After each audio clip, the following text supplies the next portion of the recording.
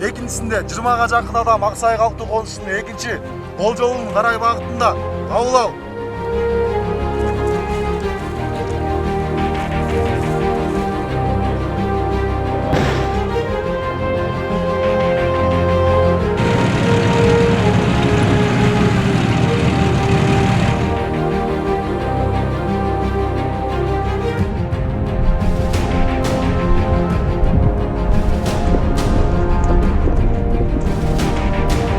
Askerlerin mahiyetinin doğrulmasında және соғыс саласында алға болатын қамсыздығы бағытталған.